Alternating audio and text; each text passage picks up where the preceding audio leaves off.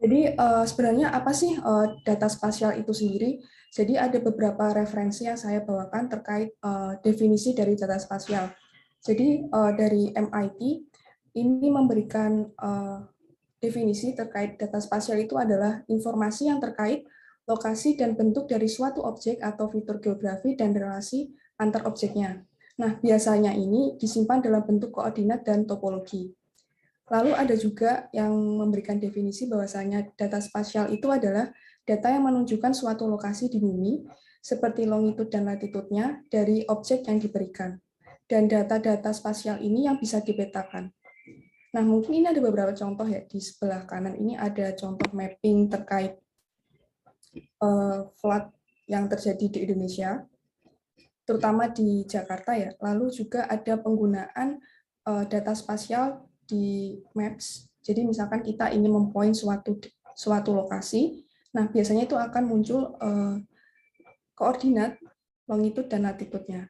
Nah, itu adalah beberapa contoh sebenarnya dari data spasial. Lalu mengapa kita perlu data spasial? Jadi yang pertama itu adalah it's everywhere. Jadi data spasial itu dapat ditemukan dimanapun, dan sebenarnya itu menyimpan informasi yang sangat bagus ya apabila akan diolah lebih lanjut.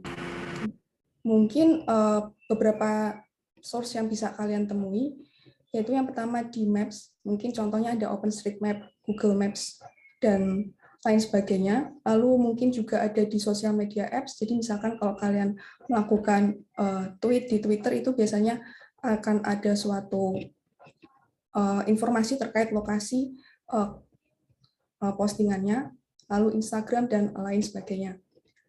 Lalu, it's confusing. Kenapa spatial data dikatakan itu confusing?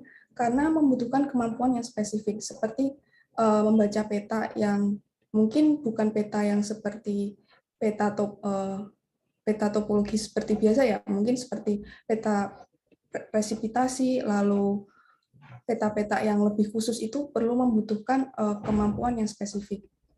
Lalu yang ketiga sebenarnya data spasial itu tidak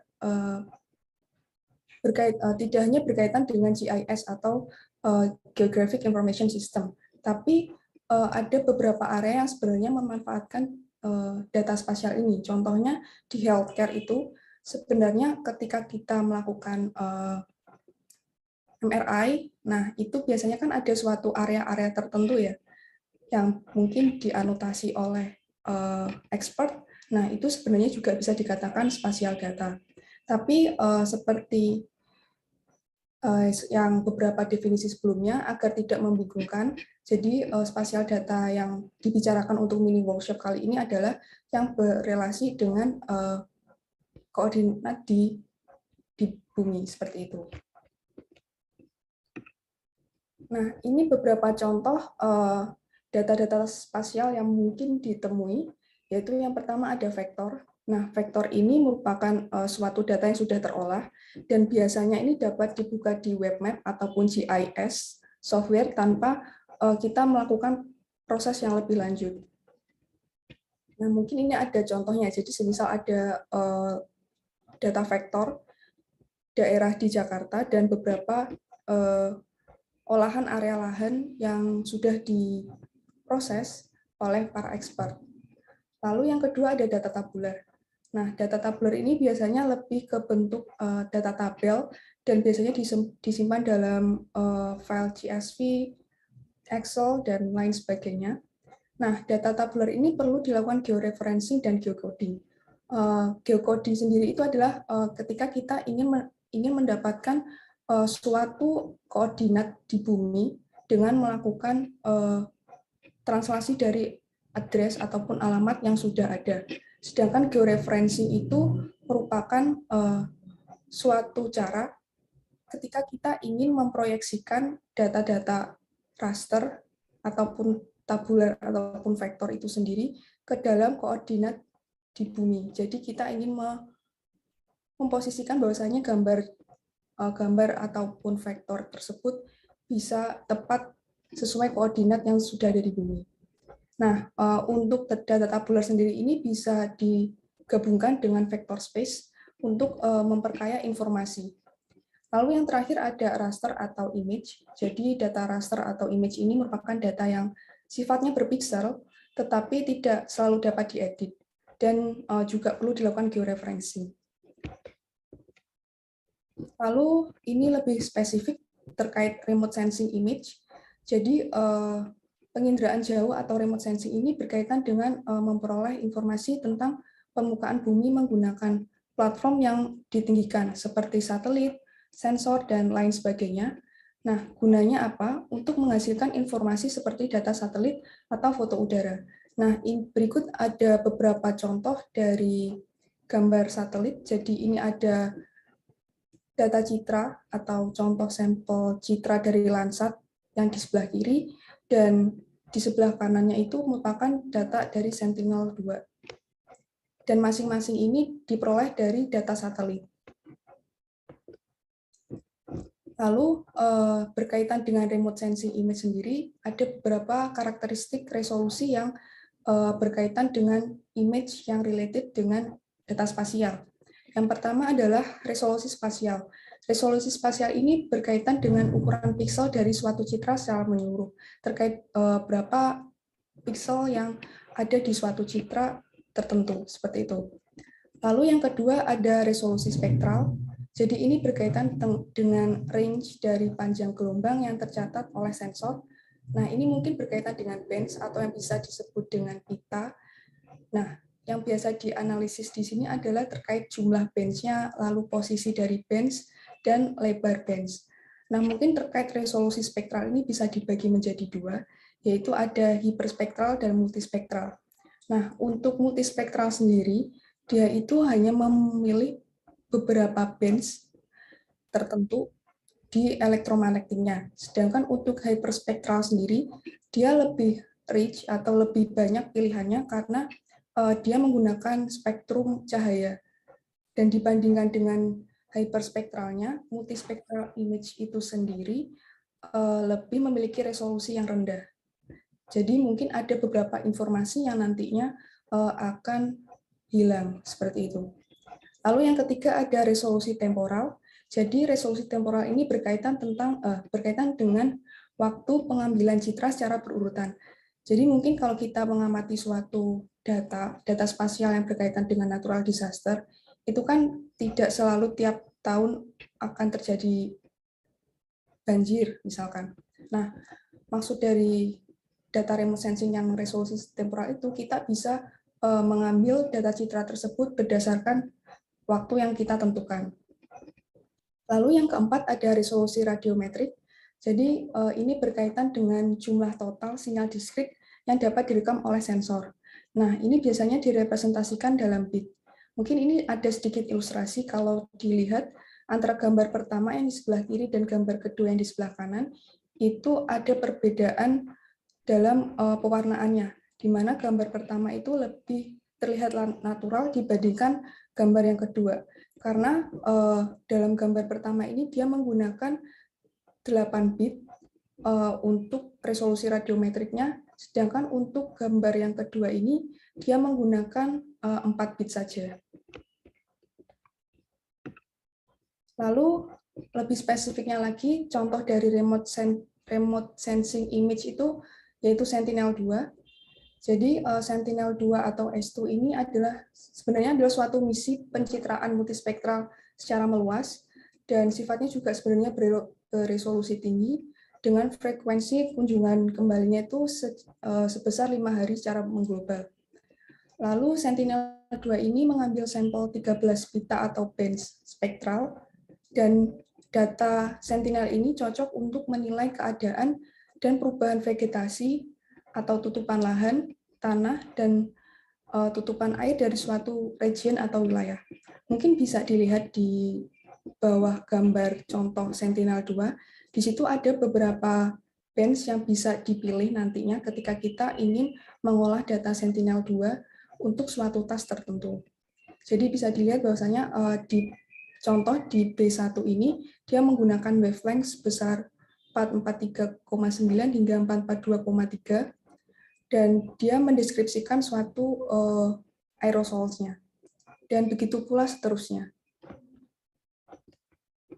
Selanjutnya terkait spatial data analysis, processing, and modeling.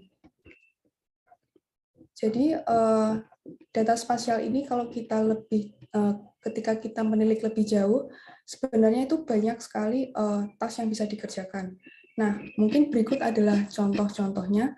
Jadi yang pertama adalah klasifikasi. Nah, klasifikasi yang bisa dilakukan adalah misalkan melakukan klasifikasi tutupan lahan, lalu area air, penggundulan, dan atau kebakaran hutan. Nah, mungkin ini ada contoh ilustrasi ya.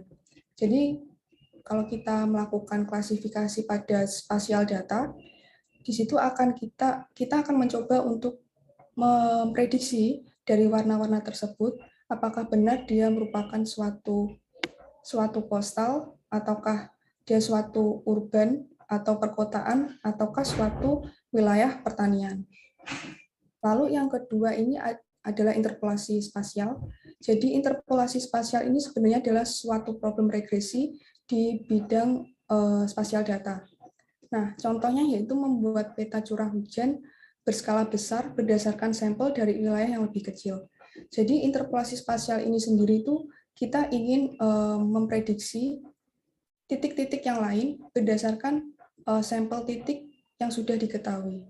Jadi mungkin ini contohnya ya. Jadi kita udah memiliki suatu input, lalu kita proses dan akan menghasilkan suatu region atau pewarnaan. Lalu yang ketiga ada change detection. Jadi change detection ini contohnya bisa berupa tumpahan minyak, lalu juga penggunaan lahan dan lain sebagainya. Dan yang terakhir ada segmentasi, yaitu mungkin berkaitan segmentasi area lahan ataupun segmentasi area air, seperti itu. Nah, sebenarnya untuk menyelesaikan general task di slide sebelumnya itu, kita bisa menggunakan berbagai approach ataupun cara, baik secara tradisional maupun machine learning. Tetapi masing-masing sebenarnya ada kelebihan dan kekurangan. Contohnya di pengolahan tradisional ini, dia lebih menggunakan multi-kriteria decision making dan membutuhkan validasi dari seorang expert ataupun ahli di setiap melakukan proses pengolahan. Lalu cakupan problem dari tasnya itu relatif tidak kompleks dan mungkin contoh metode yang bisa digunakan yaitu AHP, lalu statistical analysis, mungkin menggunakan distribusi Poisson dan p-value, dan lain sebagainya. Lalu masuk ke machine learning. Di machine learning sendiri itu bisa terbagi menjadi dua, yaitu menggunakan pendekatan konvensional. Jadi kalau pendekatan konvensional ini sendiri, data-data spasial yang kita pilih itu biasanya relatif bersifat homogen. Lalu cakupan problemnya bisa kompleks, dan mungkin contoh metode yang bisa kita gunakan untuk menyelesaikan tasknya itu menggunakan algoritma SVM, lalu random forest, lalu KNN, dan lain sebagainya. Sedangkan untuk deep learning sendiri, itu bisa mengatasi data heterogen yang belum tentu bisa diatasi menggunakan machine learning konvensional. Nah, cakupan problem di deep learning sendiri itu lebih kompleks biasanya, dan data-datanya itu menggunakan data yang real world. Lalu contoh metode ataupun algoritma yang bisa dipakai yaitu menggunakan CNN, RNN, dan lain sebagainya. Nah, mungkin ini ada general flow diagram untuk pemrosesan data spasial, terkhususnya citra spasial. Nah, misalkan kita punya suatu citra spasial dari berbagai sumber, misalkan kita pilih data citra yang dari Landsat. Nah, kita ingin sebelum kita masuk ke klasifikasi sebagai task yang ingin kita selesaikan nantinya, tentunya kita harus melakukan beberapa proses, yaitu yang pertama kita bisa melakukan image registration dan image rectification. Nah, apa perbedaan dari image registration dan image rectification? Jadi image registration di sini kita ingin memetakan gambar yang kita punya sesuai dengan koordinat yang ada di map. Sedangkan untuk image rectification, kita ingin memetakan secara benar citra-citra spasial yang diambil dari beberapa angle atau dari beberapa sudut. Nah, kita ingin mendapatkan gambar yang sesuai. Nah, dari image registration dan image rectification, kita bisa masuk ke image restoration ataupun langsung ke image.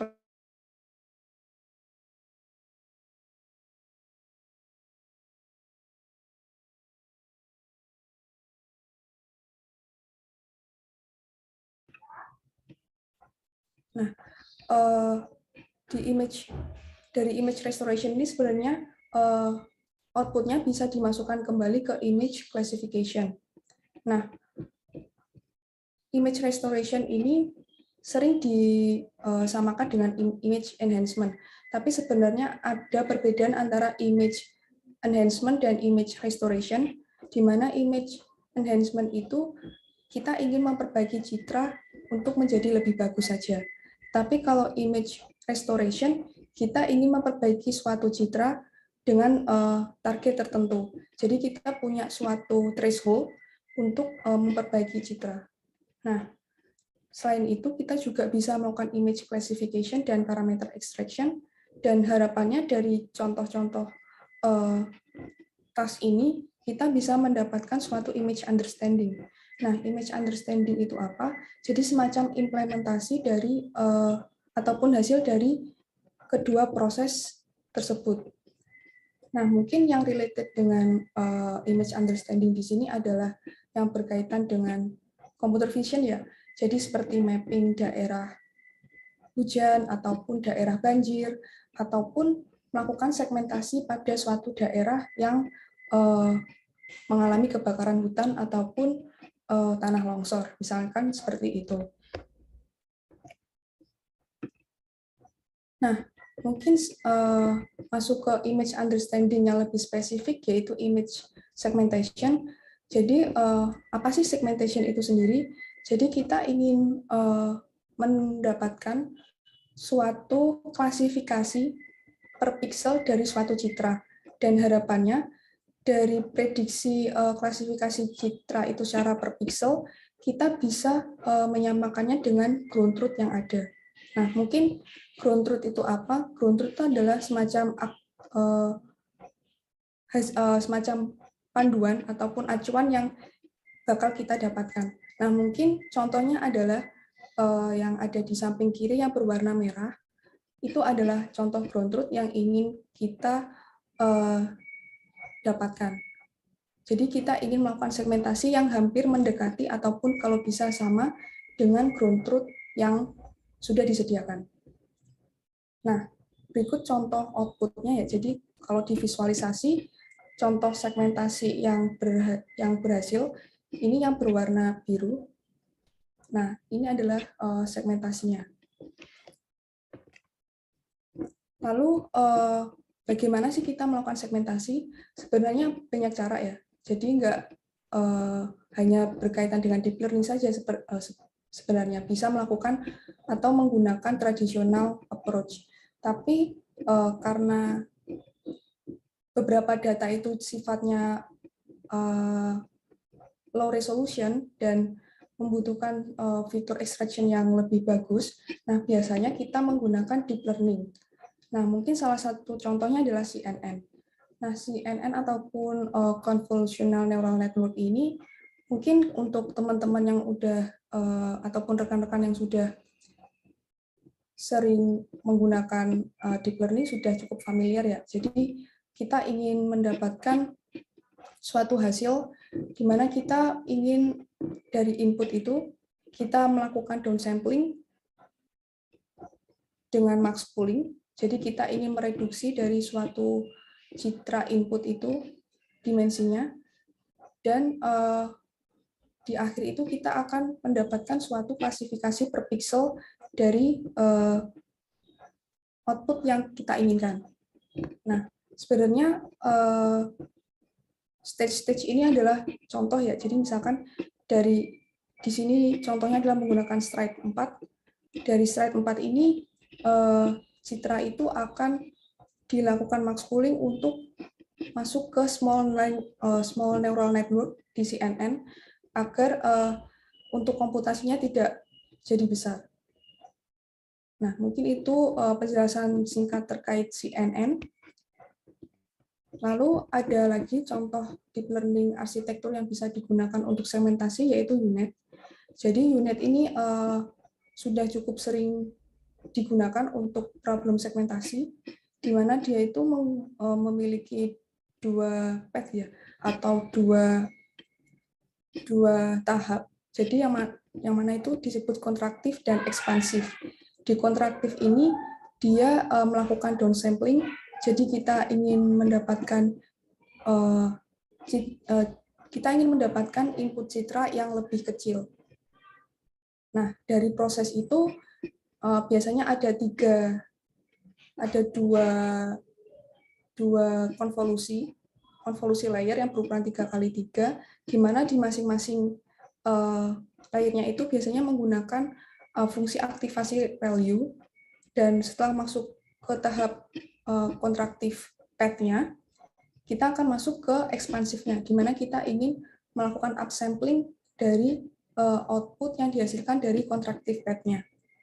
Nah, diharapkan dari proses-proses tersebut, kita bisa menghasilkan segmentation map yang lebih baik. Nah, mungkin masuk ke source dan challenge. Jadi sebenarnya untuk open resource terkait data spasial itu cukup banyak. Nah, contohnya itu mungkin bisa didapat dari OpenStreetMap, lalu ada Google Earth Engine, lalu ada NASA Earth Observatory. Nah, biasanya untuk Google Earth Engine maupun NASA Earth Observatory ini biasanya untuk citra satelit.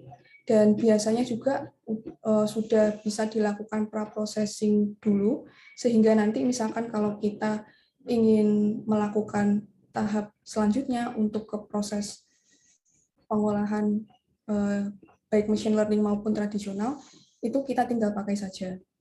Nah, selain itu juga ada Esri, dan untuk data SHP ataupun vektor, nah itu bisa didapat di ini sih contohnya, di FreeGIS Data dan Lapagis untuk wilayah region di Indonesia.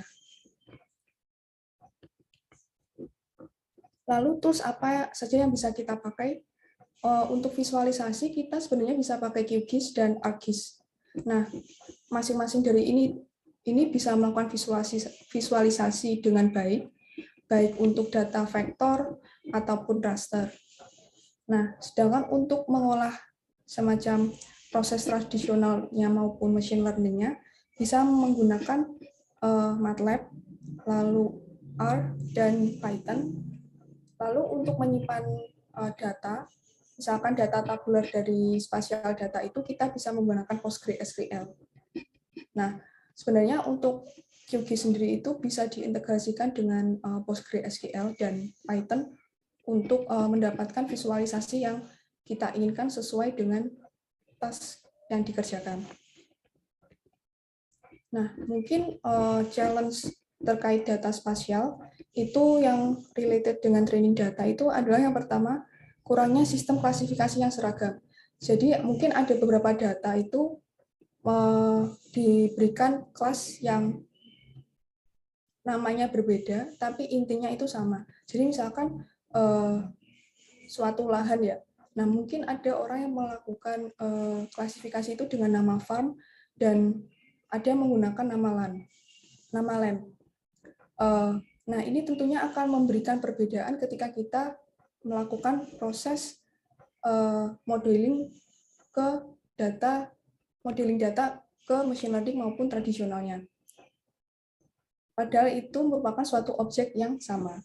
Lalu yang kedua adalah kurangnya data terolah dari spektrum ataupun sensor yang berbeda. Nah ini berkaitan dengan resolusi spektral ya. Jadi memang untuk ekstraksi datanya itu sebenarnya mudah didapat, jadi bisa melalui Google Earth Engine dan resource yang lain. Tapi untuk melakukan pengolahannya itu biasanya ada semacam perhitungan yang rumit. Nah, itu dari pengolahan itulah yang sebenarnya sangat penting, karena tanpa pengolahan data mentah ke data yang terolah itu akan memberikan informasi yang bisa kurang didapat, seperti itu. Lalu yang ketiga ada kemampuan generalisasi yang rendah. Jadi misalkan kalau kita menggunakan training data yang sedikit, nah ketika kita melakukan testing ke model dengan data yang lain, itu bisa jadi nanti memberikan hasil generalisasi model yang rendah. Lalu yang terakhir adalah jarangnya data terolah yang terbuka untuk publik. Nah, ini untuk data-data terolah yang disediakan secara open itu relatif sedikit, dan biasanya itu data-data yang related dengan wilayah itu cukup kurang ya. Dan masih belum banyak orang yang melakukan eksplorasi terkait data-data spasial ya, seperti itu.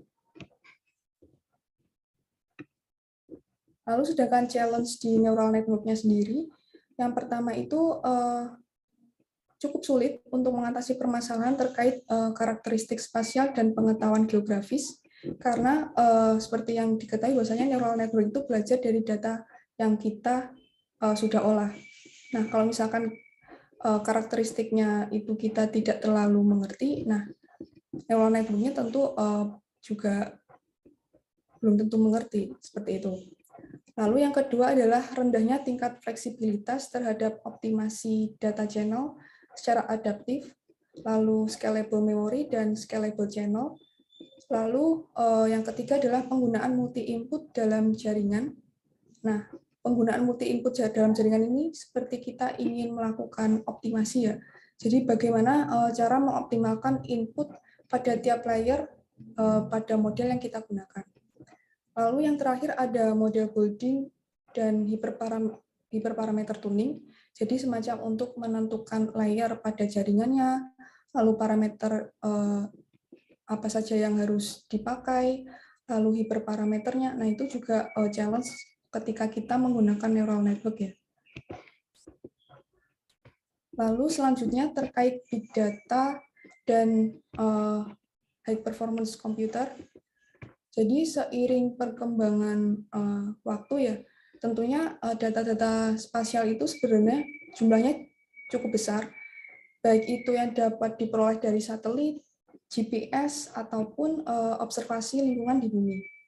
Nah, challenge dari geospasial big data ini adalah kita ingin melakukan efisiensi dalam ekstraksi informasi dan pola terkhususnya terutama di fitur intrinsik terkait ruang dan waktunya.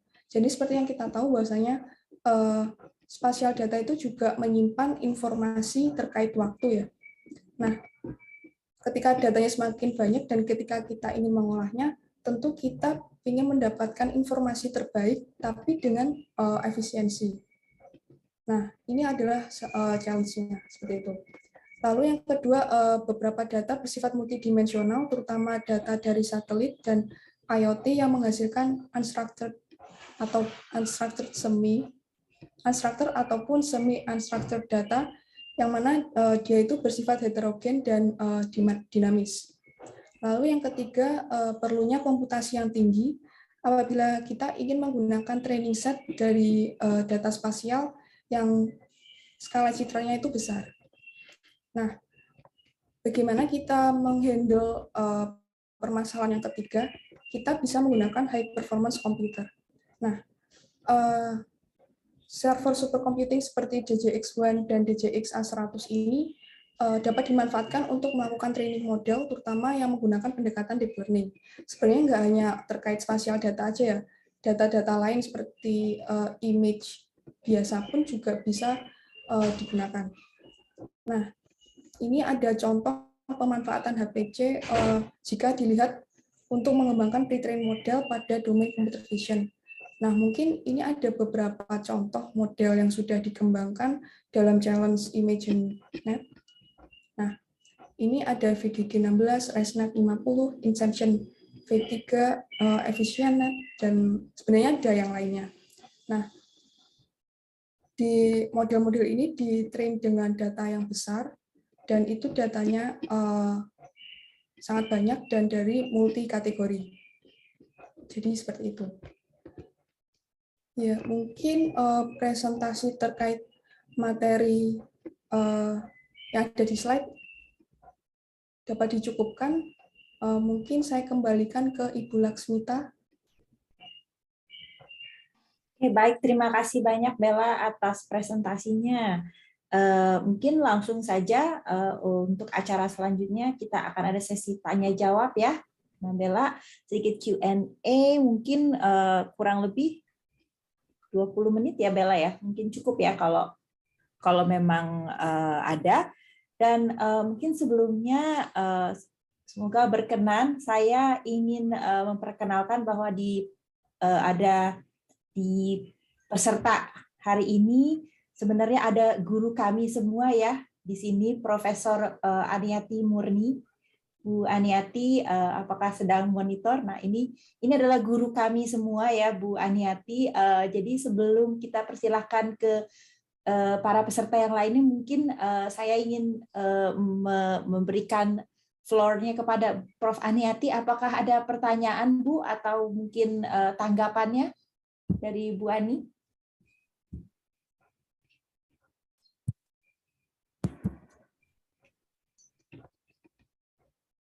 Mohon maaf, Ibu masih muted kayaknya kalau bicara.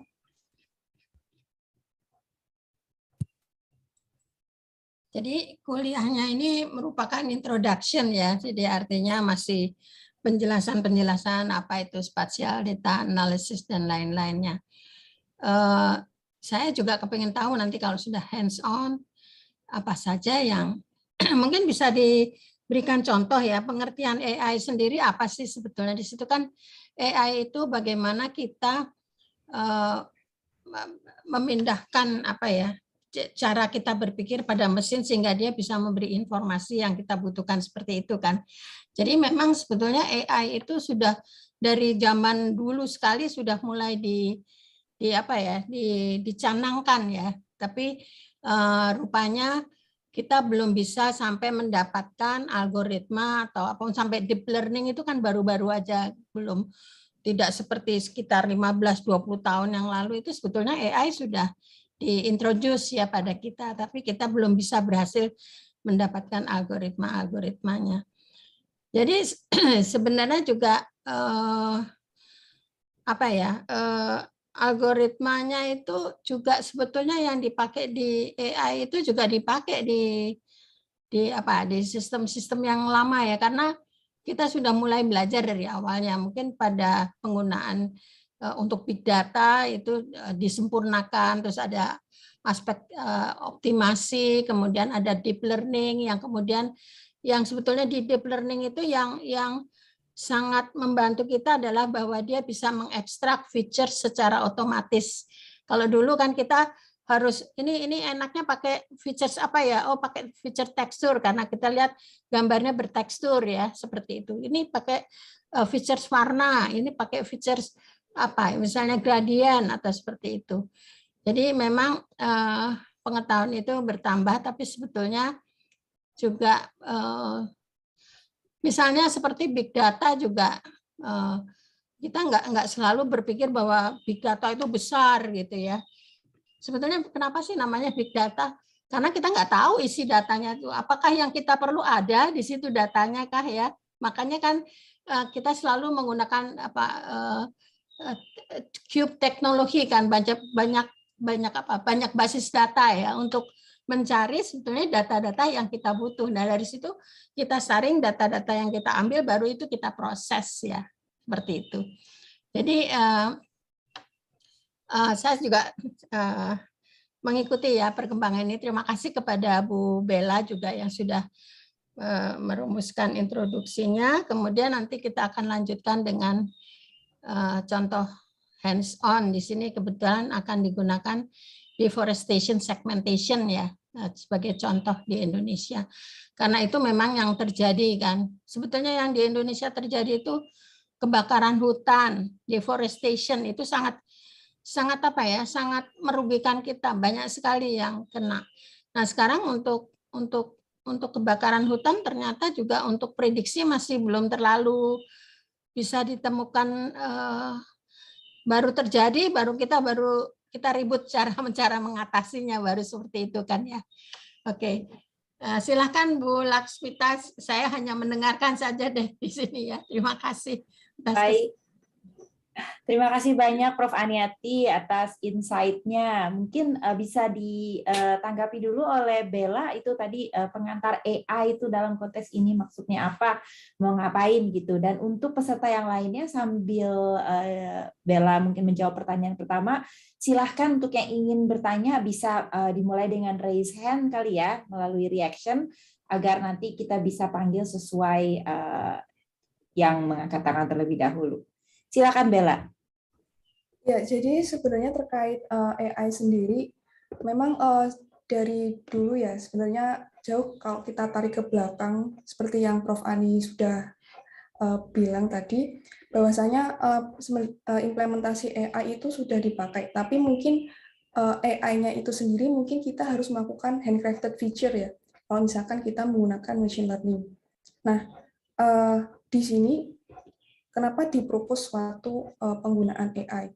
Nah, kalau misalkan kita hanya menggunakan suatu teknik yang berbasis tradisional, mungkin kita menggunakan perhitungan math ya, ataupun matematika, ataupun statistik yang biasa, ditakutkan nanti semisal kalau kita mendapatkan cakupan studi yang meluas atau lebih kompleks, dan fenomena yang kita dari data tersebut itu memiliki banyak fitur, nah tentu kita tidak bisa menggunakan teknik tradisional tersebut, karena pasti akan memakan banyak komputasi secara manual.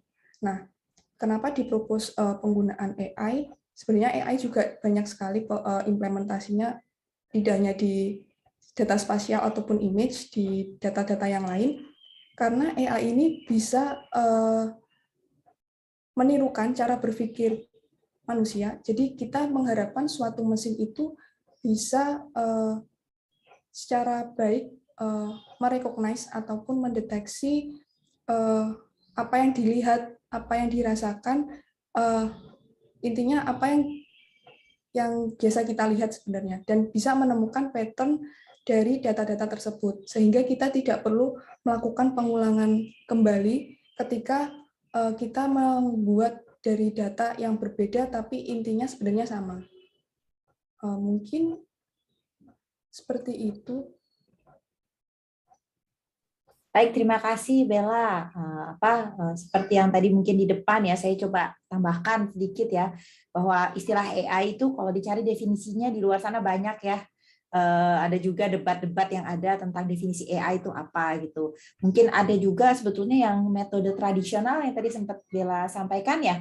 Ya itu kan sebetulnya kan juga basic AI ya itu sebetulnya ya, karena sudah membantu kita mengambil keputusan walaupun ya tentu saja tidak sekompleks ini gitu ya. Jadi mungkin istilah AI ini sangat general term ya, umbrella term untuk teknik-teknik yang dapat kita gunakan untuk mengolah data dan mengambil kesimpulan. Nah, kebetulan untuk data spasial seperti yang disampaikan di workshop hari ini oleh Mbak Bella, ini ternyata ada tools-tools ya yang baru-baru ini, yang dewasa ini muncul, yaitu deep learning ini yang bisa membantu kita dalam melakukan pengambilan keputusan tersebut. Baik, ini di chat box ada pertanyaan, mungkin saya bacakan ya kepada pada peserta. Jadi ada pertanyaan dari Asyafina. Kalau yang bersangkutan ingin bertanya langsung juga dipersilakan, tetapi saya coba tanyakan. Untuk belajar tentang spasial data, apakah ada repository atau project yang bisa dipelajari mungkin ya sebagai pemula? Bagaimana Bu Bella? Terima kasih. Sebenarnya ada yang open public ya. Mungkin kalau menilik ke Kaggle ya, mungkin kalau yang sudah familiar dengan Kaggle, sebenarnya di situ ada beberapa notebook yang bisa digunakan ataupun dipelajari terkait pengolahan spasial. Biasanya sih yang berkaitan tentang regresi maupun citra ya. Jadi ada beberapa data yang sudah terolah dan memiliki ground truth ataupun actual label, sehingga kita bisa melakukan prediksi dengan baik dengan berpedoman dengan actual label ataupun ground truth yang sudah disediakan. Jadi ada notebooknya di Kaggle. Kalau berbicara repo yang seperti di GitHub sebenarnya sih ada, tapi mungkin untuk mencari task yang spesifik ya itu mungkin cukup susah ya, yang berkaitan dengan spasial data. Mungkin kalau ingin mencari secara spesifik di GitHub itu ada, tapi kalau misalkan mencari pembelajaran spasial data yang general itu mungkin cukup sulit ya. Ya seperti itu, tapi sebenarnya ada sih.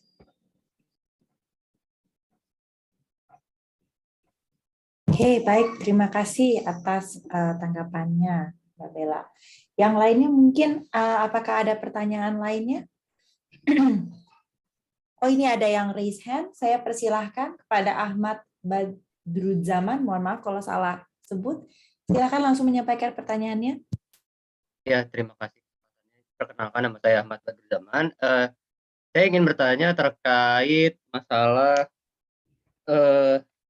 apa tadi yang masalah dalam neural network atau apa tantangan ya, challenge atau apa tadi ya di slide. Nah, ya itu. Nah, saya masih belum memiliki gambaran maksud dari sulit mengatasi permasalahan terkait karakteristik spasial dan pengetahuan geografis. Apakah bisa dikasih apa namanya ilustrasi sehingga saya bisa lebih mengerti? Terima kasih. Oke. Baik, saya panggil Mas Ahmad ya. Mungkin saya mencoba untuk menjawab pertanyaan dari Mas Ahmad.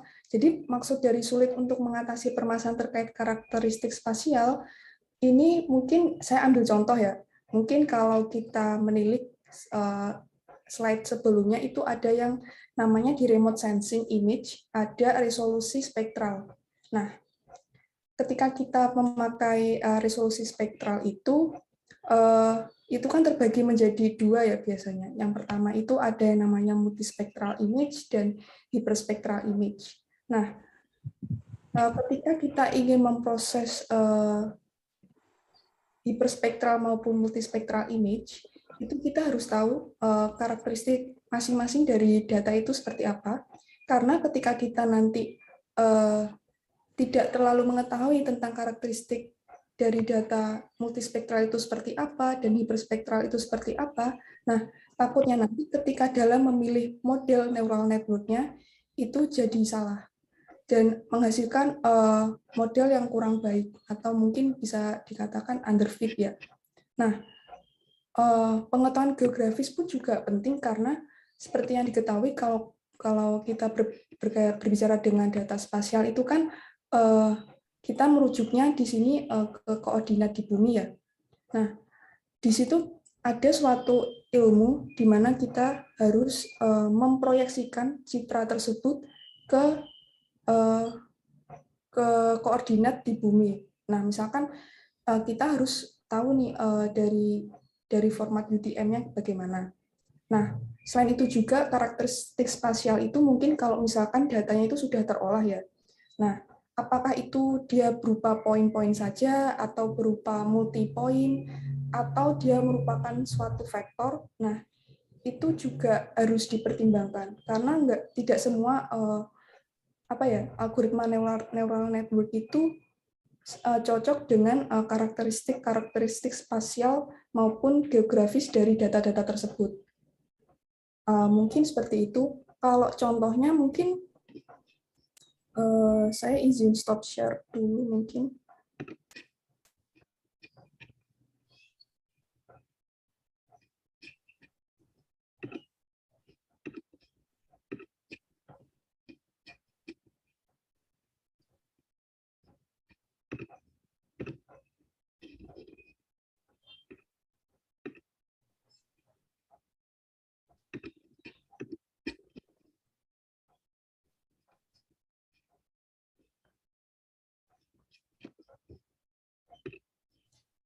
Mohon maaf sebentar.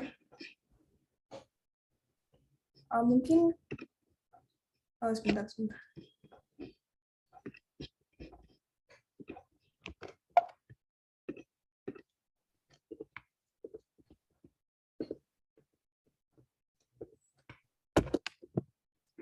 Mungkin contoh dari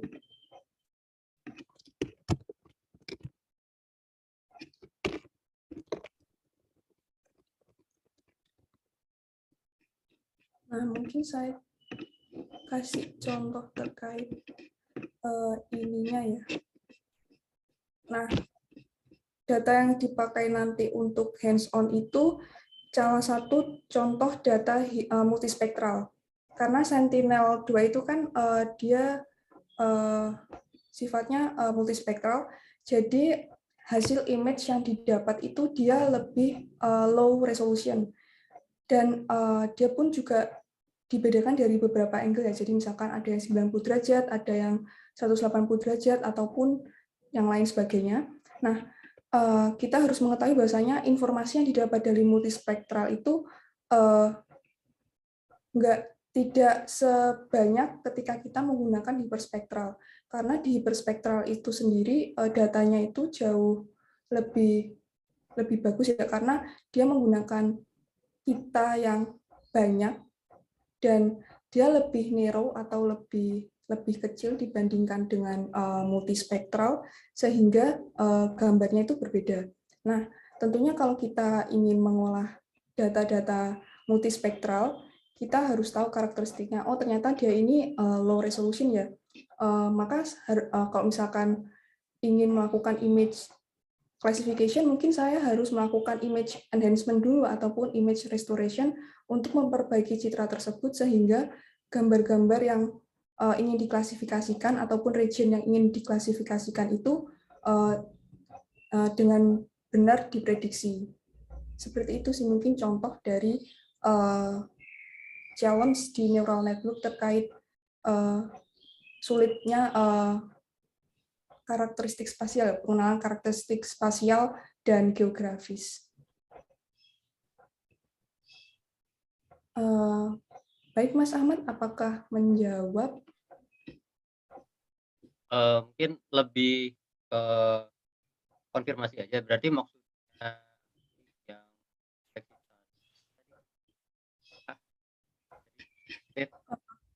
Tidak kedengeran. Putus-putus, Mas Ahmad. Iya, tadi ini tadi permasalahan namanya apa? Yang di slide namanya sifat apa? Sifat iya karakteristik spasial. Ya maksudnya berarti intinya tuh apakah ini berkorelasi dengan pola spektral ya? Berarti itu hubungannya ke pola spektral kan ya? Ya, contohnya yang tadi saya kasih contoh itu di spektralnya sih, karena memang challenge yang mungkin di data spasial yang cukup menantang itu terkait multispektral image dan spektral sih, terutama di multispektralnya. Kalau saya boleh menambahkan ya, sebetulnya di citra multispektral maupun hiperspektral itu sebetulnya sudah ada petunjuk ya. Jadi kalau kamu mau menggunakan untuk menganalisa vegetasi, pakailah band ini itu maksudnya mungkin. Jadi memilih band yang spektralnya tepat. Jadi jangan ngawur. Jadi itu sebenarnya sudah ada petunjuknya, Pak. Jadi kalau mau membahas soal geomorfologi pakai band 541 kalau multispektral misalnya seperti itu. Juga sama dengan hiperspektral ya. Jadi setiap satelit yang diluncurkan itu sudah ada paduan penggunaan setiap spektralnya, saya rasa. Terima kasih. Ya, kalau itu saya paham. Terima kasih. Baik, Prof. Aniati, terima kasih sudah menambahkan. Oke, baik, terima kasih atas tambahannya juga dari Prof. Aniati. Mungkin pertanyaan terakhir mungkin ya, karena waktunya sudah hampir jam 2:30. Mungkin untuk pertanyaan terakhir ini ada di chat box dari Pak Uus Husni. Penggunaan deep learning untuk pengolahan citra ini membutuhkan hardware yang speknya cukup tinggi ya. Apakah ada cara atau method agar deep learning bisa run endpoint seperti IoT, embedded system DLL yang biasanya mengalami keterbatasan hardware? Ya, silakan, Mbak Bella. Kalau terkait citra spasial, sebenarnya saya juga kurang terlalu ini ya kurang terlalu terkait endpoint seperti penggunaan IoT. Tapi kalau semisal dijadikan endpoint itu, seingat saya beberapa masih belum ada, tapi sebenarnya ada. Mungkin di luar negeri itu sudah mulai menggunakan penggunaan daerah prediksi ya, mungkin itu sudah menggunakan endpoint di mana kita nanti bisa dapat ini maksudnya seperti API atau gimana ya? Mungkin lebih ke ini aja sih secara umum. Ini tanggapan saya ya, mungkin secara umum. Kan ini bakalan biasanya membutuhkan komputasi tinggi ya, butuh GPU lah, butuh kapasitas komputasi yang tinggi. Ada cara nggak sih agar bisa jalan juga di lokal gitu, atau yang tidak membutuhkan komputasi tinggi? Atau memang itu syarat yang mutlak? Mungkin. Kalau misalkan ingin menjalankan di lokal ya, mungkin training set-nya itu diperkecil atau mungkin menggunakan metode yang lain seperti zero shot learning. Jadi kalau pakai zero shot learning itu bisa menggunakan citra yang sedikit. Jadi tapi saya juga belum pernah tahu ya kalau misalkan penggunaan spasial data menggunakan zero shot learning. Tapi itu mungkin bisa menjadi alternatif ketika kita ingin mengerjakan suatu data spasial yang datanya itu sedikit dan inginnya menjalankannya di lokal. Mungkin itu yang bisa saya sampaikan. Baik, mungkin kalau ada tanggapan lagi dari Pak Uus, tetapi memang ini permasalahan sejuta umat ya, ketika ingin menjalankan komputasi yang cukup tinggi seperti ini, ada trade-off yang terjadi dengan antara performa dan juga kecepatan komputasi gitu ya. Jadi emang ini adalah salah satu kendala yang mungkin jika ingin melakukan deployment model yang kompleks seperti ini. Saya tunggu apakah ada tanggapan dari Pak Uus. Kalau tidak ada, mungkin kami akan sudahi ya Q&A sessionnya hari ini. Ini tepat pukul 14.32 dan kita akan masuk ke hands-on. Mungkin sebelum kita masuk ke hands-on session, sebelum nanti udah terlalu mumet ya atau di akhir workshop, saya izin untuk mengambil dokumentasi ya. Mungkin Bella bisa bantuin saya ambil screenshot juga ya Bella ya. Jadi untuk yang berkenan, kami mohon kesediaannya untuk menyalakan kamera untuk kita ambil dokumentasi kegiatan hari ini. Sebelum terlalu pusing ya, nanti setelah hands-on session-nya ya. Oke, kita tunggu dulu.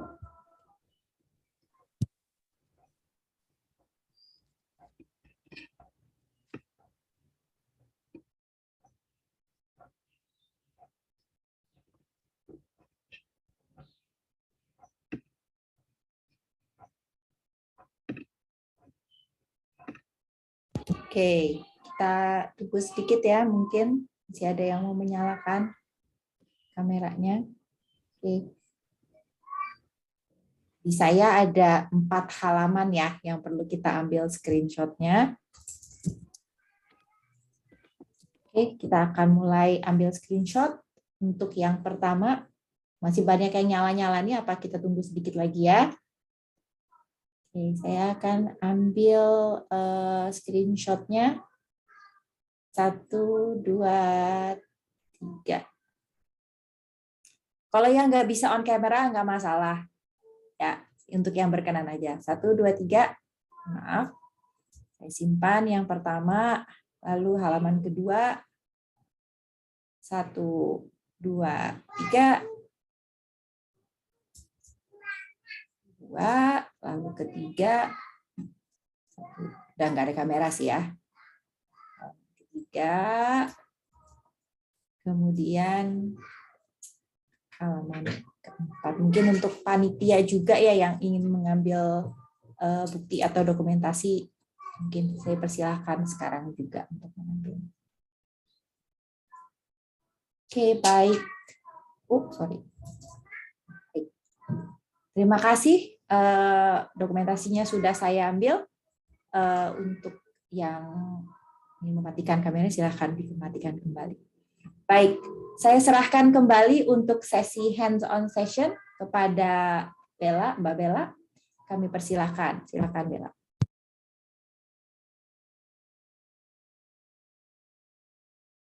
Mohon maaf, Bella masih muted. Baik, terima kasih Bu Mia sudah diingatkan. Jadi sebelum masuk ke hands-on session-nya, saya memberikan sedikit introduction terkait paper rujukan dan dataset yang digunakan. Jadi paper rujukan yang saya gunakan itu adalah ForestNet. Jadi task yang dibahas di sini adalah mengklasifikasikan pemicu terjadinya deforestasi di Indonesia menggunakan deep learning dari citra satelit. Nah, ini di-provide oleh Stanford Machine Learning Group dengan presetnya itu Irvin et al. Nah, untuk datasetnya sendiri itu terdiri dari CSV, lalu ada citra satelitnya, serta ground truth untuk segmentasinya. Jadi segmen ground truth untuk segmentasinya yang putih-putih ini ya. Nah, ini digunakan untuk membantu kita dalam memprediksi segmentasinya yang kita hasilkan itu sudah mendekati dengan ground truth-nya atau belum. Nah, ground truth untuk segmentasi daerah yang gundul itu atau yang mengalami deforestasi itu disimpan dalam format .pkl.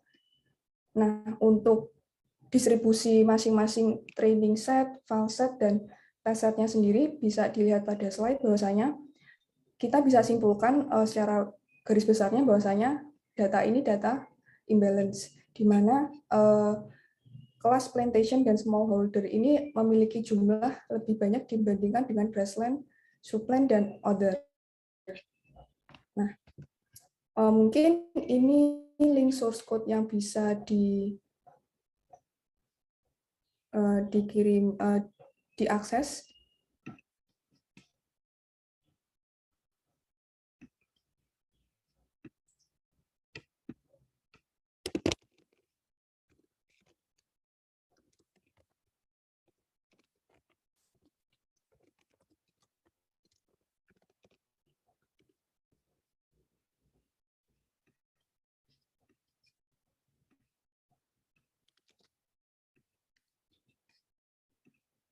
Baik, saya izin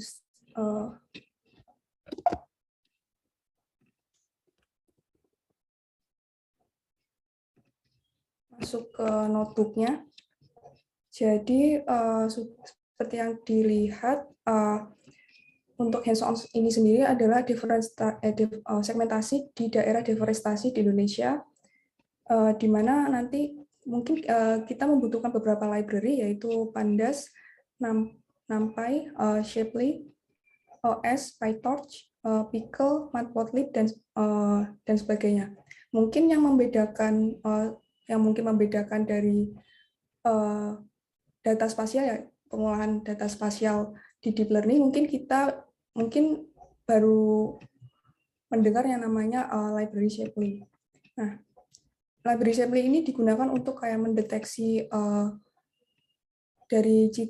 dari olahan data yang sudah disimpan itu apakah dia merupakan suatu poin ataupun dia terdiri dari multi point yang membentuk suatu region ataupun wilayah. Nah, itu nanti kita bisa menggunakan Shapley. Nah, ini mungkin kita import library-nya lalu mencoba mengkonekkan dengan Google Drive untuk akses dataset yang sudah disimpan. Lalu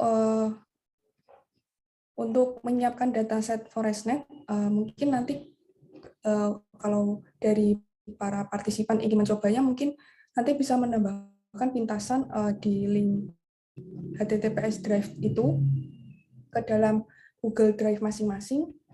Lalu seperti yang tadi dikatakan bahwasanya ada file .csv sendiri, di mana file .csv ini terdiri dari train, val, dan test, di mana itu menunjukkan label lalu longitude latitude-nya atau tempat di mana terjadinya deforestasi, serta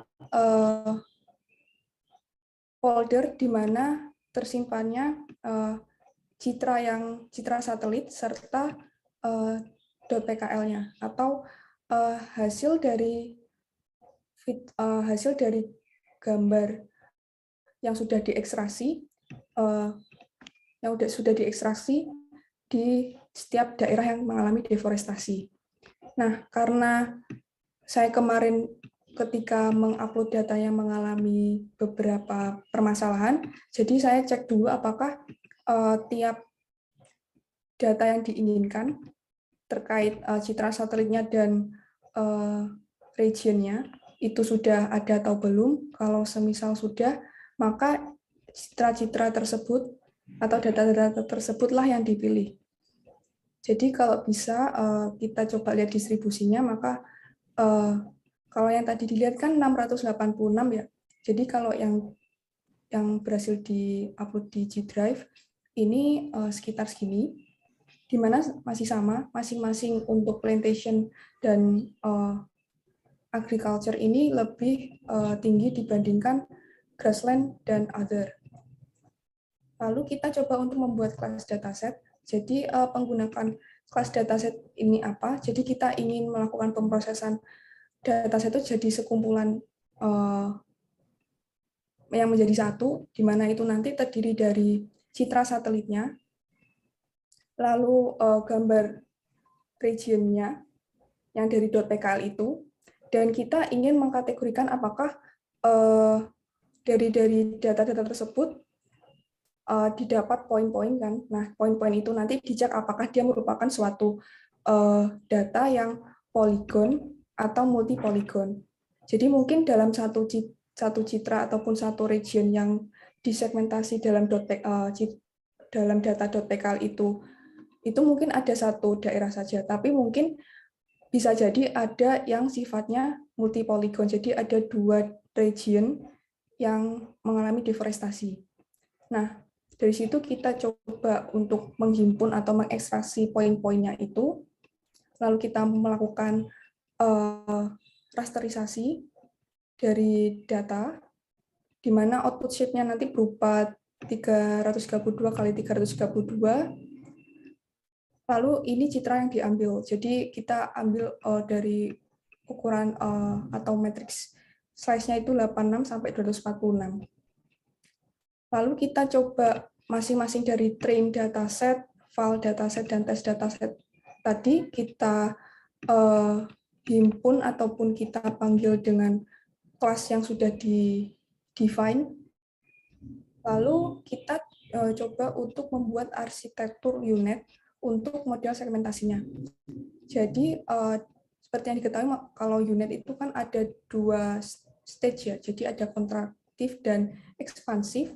Jadi nanti akan terjadi downsampling terlebih dahulu. Di downsampling tersebut kita melakukan max pooling ya. Jadi kita ingin mereduksi dimensi dari citra tersebut menjadi lebih kecil, dan nanti ketika upscaling kita akan melakukan perbesaran citra, dan nantinya dicek apakah nanti kita akan menggunakan interpolasi bilinear atau tidak. Seperti itu. Nah, mungkin secara umum untuk kelas unitnya bisa dilihat di sini. Jadi bahwasanya ada tiga layer konvolusi ya. Di sini yang bersifat downsampling dan ada upsamplingnya. Dan di akhirnya nanti kita ingin menghasilkan suatu klasifikasi ya. Sebenarnya segmentasi itu juga termasuk problem klasifikasi, tapi mungkin bisa dikatakan per pixel. Nah, dari situ nanti setelah kita mendefine kelas untuk model arsitektur segmentasinya, kita melakukan inisialisasi untuk argumen-argumen untuk training. Jadi kita set batch size-nya sebesar 64, lalu device-nya menggunakan CUDA karena pakai PyTorch, lalu kita coba set untuk learning rate-nya sebesar 0,001, lalu epochnya sebesar 100. Nah, untuk alfa dan gamma ini digunakan untuk parameter vocal loss-nya. Kenapa dipilih menggunakan vocal loss? Mungkin bagi rekan-rekan yang masih belajar mungkin agak kurang familiar dengan vocal loss. Jadi vocal loss itu termasuk contrastive learning ya. Jadi itu nanti bisa membantu kita dalam mengatasi class imbalance. Nah, karena problem kita itu tadi merupakan class imbalance, jadi vocal loss ini diharapkan bisa mengatasi rendahnya akurasi. Nah, selain itu juga melakukan reweighting optimization. Lalu setelah kita melakukan reweighting optimization ya untuk masing-masing train datasetnya dan segmentasinya untuk binary segmentation ya. Kita baru masuk ke data loader. Jadi kita meload atau kita nanti membagi data-data tersebut menjadi batch yang sudah didefinisikan tadi sebesar 64. Nah, dari situ kita define model unitnya. Unit yang dipakai itu 3 dan 1. Maksudnya 3 di sini adalah kita menggunakan 3 channel dan 1 itu adalah kelasnya. Jadi ini termasuk binary segmentation karena kita ingin memprediksi apakah wilayah tersebut merupakan wilayah yang mengalami deforestasi atau tidak. Lalu kita lakukan training. Jadi kita training berdasarkan epochnya. Tadi epochnya sebesar 100. Di sini kita define untuk masing-masing inputnya. Jadi untuk segmentasi, label, serta citra itu sendiri. Lalu kita definisikan vocal loss. Jadi vocal loss itu sebenarnya dia menggunakan binary cross entropy, di mana nanti ketika nilai masing-masing alfa dan gamanya itu didefinisikan, nah itu merupakan kombinasi yang kita sebut sebagai vocal loss. Nah, dari situ kita masing-masing dari train dan file-setnya kita lakukan training. Nah, ini bisa dilihat bahwasanya di awal ketika kita mentraining modelnya itu, kita bisa lihat bahwasanya prediksi kelasnya untuk kelas daerahnya itu relatif rendah ya, karena bisa dikatakan misalnya kelas data yang kita punya tadi memiliki imbalance yang cukup besar. Maka dari itu kita cek lagi, tapi ketika kita menggunakan vocal loss dibandingkan dengan menggunakan loss cross entropy saja, itu nanti dia akan memberikan akurasi yang lebih baik. Jadi ketika menggunakan loss biasa itu mungkin akurasinya sekitar hanya 0,69 saja, tapi ketika menggunakan vocal loss dia bisa sampai 0,7 ke atas. Nah, setelah selesai melakukan training, kita coba untuk melakukan testing. Jadi dari data test loader yang sudah di-define, kita coba untuk melakukan testing. Nah, untuk testingnya sendiri itu ada dua, jadi kita pakai yang dirotasi dan tidak dirotasi. Nah, kalau semisal output-nya itu lebih dari 0,5 untuk probabilitasnya, maka dia akan diset jadi 1. Dan kalau misalkan kurang dari 0,5, maka dia akan diset jadi 0. Nah, kita coba untuk memplotting hasil segmentasinya. Jadi bisa dilihat bahwasanya ini contoh ya. Jadi ini contoh. Nah, harapannya kita tuh segmentasinya harusnya di dekatnya warna merah ya, tetapi kita bisa lihat bahwasanya segmentasinya ini belum berhasil.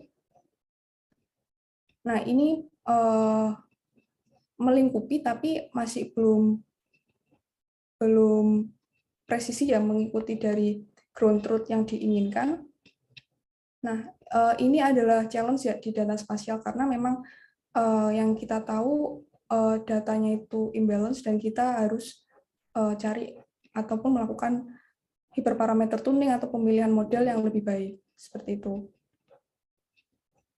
Nah, jadi ini beberapa contoh gambar yang hasil di plotting.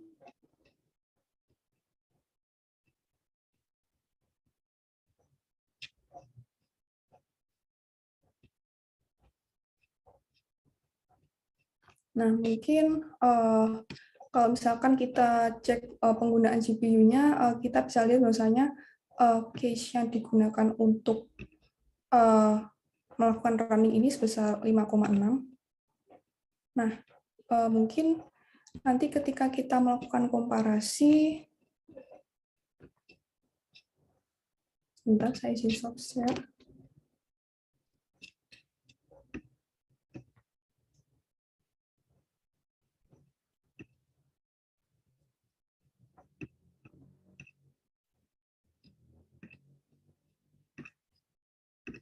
Nah, ketika nanti kita menggunakan supercomputing ya untuk melakukan segmentasi, ini akan jauh lebih cepat dan case-nya juga lebih rendah.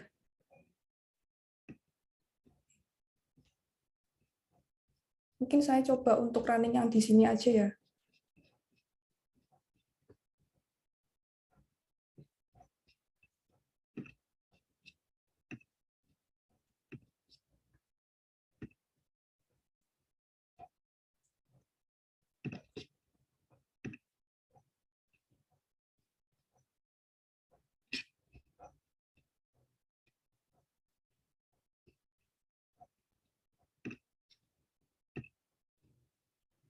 Nah, kalau yang saya pakai di DJX A100 ini berhasil meload seluruh data, jadi data yang sebenarnya ini sudah masuk, lalu untuk definisi kelasnya juga sama.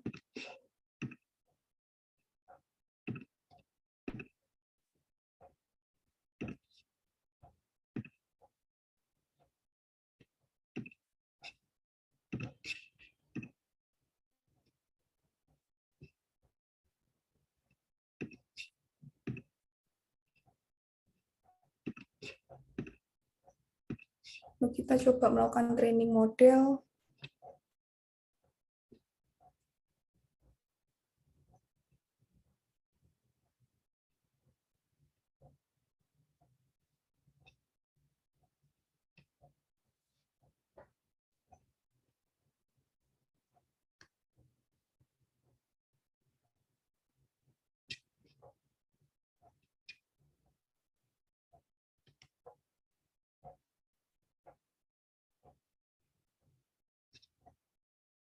Nah, ini proses untuk training modelnya dengan menggunakan data train dan validation-nya itu sebagai acuan ya. Apakah antara train dan file-nya ini memiliki selisih yang cukup banyak atau tidak. Seperti itu.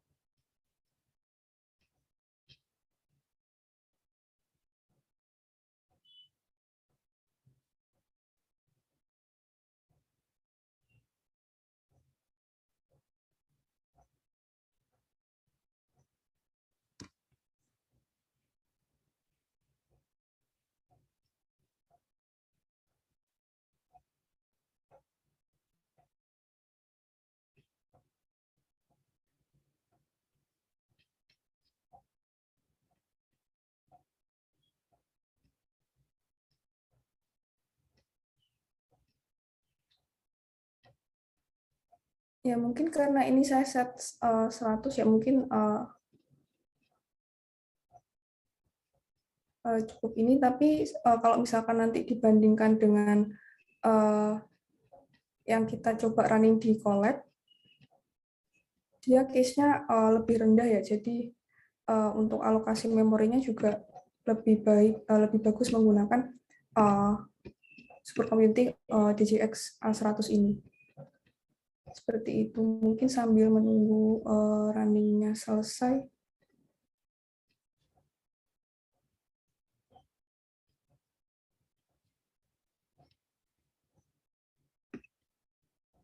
Apakah boleh sambil ada pertanyaan, Bella? Mungkin kalau ada, bolehkah?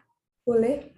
Boleh ya, jadi kami persilahkan kalau ada yang sambil mencoba-coba, ada yang ingin ditanyakan, bisa either raise hand atau tulis pertanyaannya di chat box. Jadi sambil lanjut terus aja ya demonya, tetapi kalau ada yang ingin ditanyakan, bisa silahkan saja sambil jalan.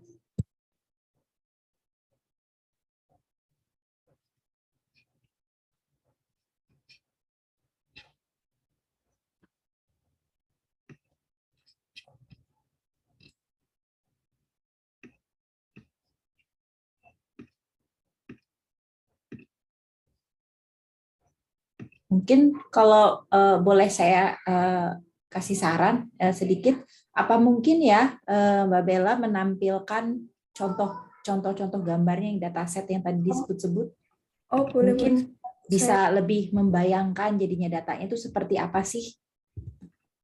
Sebentar, saya izin stop share ya, Bu.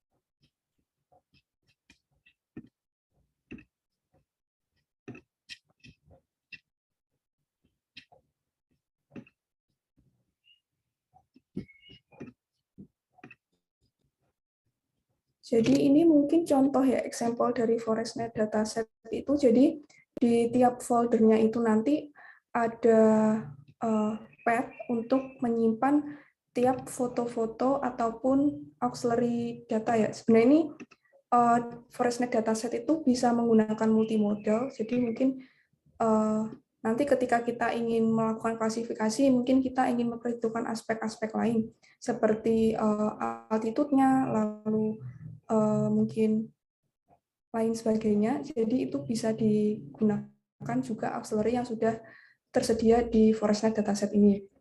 Terus untuk fotonya di sini, jadi ada dua, jadi ada yang infrared dan yang visible, tapi kita gunakan yang visible karena kita coba untuk melakukan segmentasi di citra aslinya. Jadi kalau citra aslinya seperti ini, jadi kalau dilihat dia nggak terlalu high resolution ya untuk citra satelit ini. Terus juga ada beberapa yang ada cloud-nya, tapi untuk yang ini saya cuma pakai yang komposit aja, karena ini yang sudah dihilangkan data-data seperti kayak ada cloud ataupun yang mengalami hazy seperti itu. Nah, ini sih ada beberapa data ya, mungkin saya contoh ambil di sini.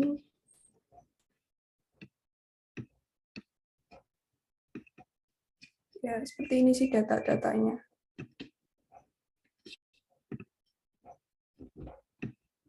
Mungkin datanya yang bisa ditampilkan seperti ini sih, Bu.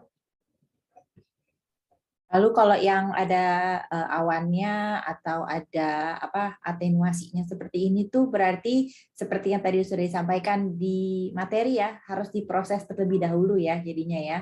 Ada ini nggak ada masukan ya atau tips gitu untuk pemrosesan awalnya itu? Harusnya nanti kita coba ini dulu. Jadi misalkan Kalau pakai pengolahan citra yang dasar, mungkin kita melakukan penghilangan cloud-nya ini dengan melakukan filtering dulu ya mungkin. Tetapi untuk menggunakan filtering pun belum tentu hasilnya bisa memuaskan, karena itu termasuk teknik image enhancement ya. Mungkin kalau misalkan menggunakan teknik yang image restoration, itu nanti bisa lebih bagus. Seperti itu. Ya, jadi untuk contoh code yang di-share pada workshop kali ini berasumsi langsung masuk ya, berarti datanya langsung dimakan aja gitu ya. Jadi tidak ada pemrosesan awal tersebut ya. Betul ya? Oke. Apakah targetnya tuh bisa ditampilkan nggak ya? Mungkin nggak? Atau bukan dalam bentuk citra ya? Target apanya Bu? Target segmentation? Target outputnya, ground truth-nya itu apakah ada? Bisa ditampilkan nggak? Saya nggak tahu bentuk datanya tuh dalam. Jadi itu kalau ground truth untuk forest loss-nya itu berupa data.pkl. Jadi di sini itu kalau bisa dibilang seperti data SHP-nya gitu ya. Kalau misalkan kalau kita asumsikan seperti vektor, jadi di sini tuh dia menyimpan poin-poin yang membentuk daerah deforestasi tersebut. Jadi kalau misalkan kita ingin melihatnya seperti apa, mungkin bisa dilihatnya yang di merah ini, Bu. Jadi ketika kita plottingkan dengan composite image yang kita gunakan, nah inilah yang merah ini yang merupakan daerah forest loss-nya, forest region-nya yang berasal dari data.pkl. Yaitu jadi terkait dengan jenis-jenis data juga yang sudah sempat disampaikan juga di paparan ya. Bahwa ternyata untuk kali ini inputnya itu memang bisa dilihat ya karena bentuknya spasial gambar, tapi untuk outputnya kebetulan tidak diberikan langsung dalam bentuk gambar gitu ya. Yang ini berarti diproses ya oleh Bella ya. Oke, baik. Mungkin kalau dari saya sih tambahannya cukup. Udah mau dicek lagi nggak? Udah sampai mana nih jalannya nih? Masih ke 39 sih Bu ini. Tapi kalau misalkan ini dilihat sih lebih cepat sih dibandingkan yang misal pakai GPU yang di-provide pakai Google Colab yang gratis ya, dibandingkan kita menggunakan A100.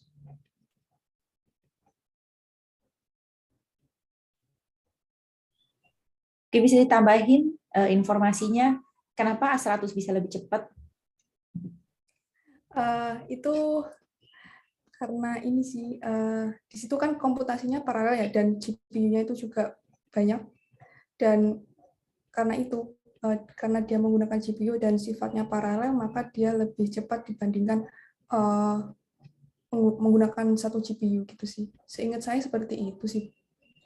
Nah, betul. Jadi mungkin nyambung ya dengan pertanyaan tadi dari peserta ya, dari Pak Uus tentang kebutuhan komputasi ya. Memang cukup berat sebetulnya tes-tes seperti ini, betul ya Bella ya.